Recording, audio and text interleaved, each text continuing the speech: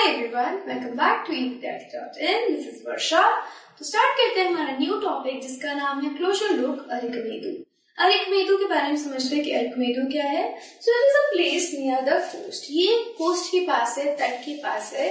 तो between 2200 and 1900 years ago, Arikamedu was a coastal settlement where ships unloaded goods from distant land. So ये जो अरिकमेदु था वो coastal settlement था, यानी कोस्ट के पास था। तो यहाँ पे शिप्स लोड होते थे, अनलोड होते थे, जो कि दूर दूर से आया करते थे। अनलोड का मतलब उन चीजों को यहाँ पे उतारा जाता था और फिर वो चीजें क्या होती थी, दूसरी जगह पहुंचाई जाती थी।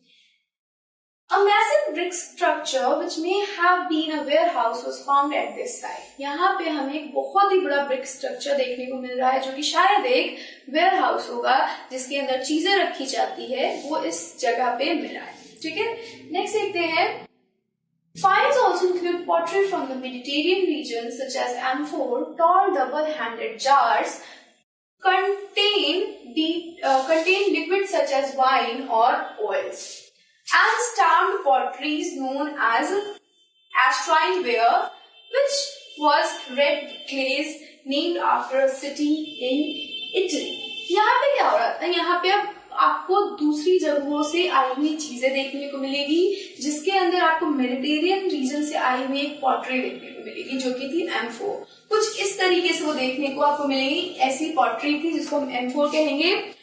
टॉल डबल हैंडल, यानी दोनों तरीके से इसके हैंडल्स थे, और इसके अंदर क्या होता था, या तो वाइन होती थी या फिर ऑयल होता था।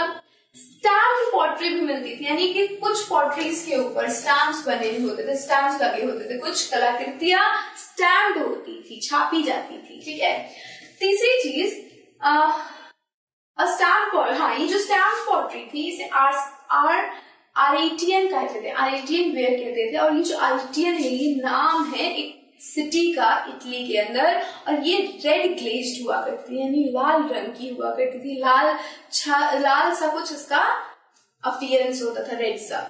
आपको यहाँ पे रोमन लैम्प्स भी देखने को मिलेगी, ग्लासवेयर भी देखने को मिलेगी, और जेम्स यानी कि पत्थर, जैसे कि रूबी हो गया, डायमंड्स हो गया, ये सारी चीजें आपको इस साइट पे देखने को मिल सकती है फाइंडिंग्स के अंदर आर्कियोलॉजी के थ्रू।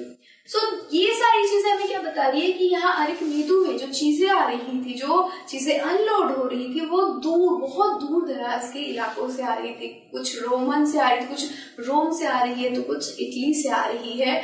सो ये क्या बता रहा है, जो ट्रेडिंग टाइज थी वो कितनी ज्यादा दूर तक फैली हुई थी हमारे इस जगह की। So this is all about this chapter. I will see you in the next video, जहां पे हम एक्सरसाइज के क्वेश्चन आंसर करेंगे। So till then, stay safe and stay learning with us. Bye-bye.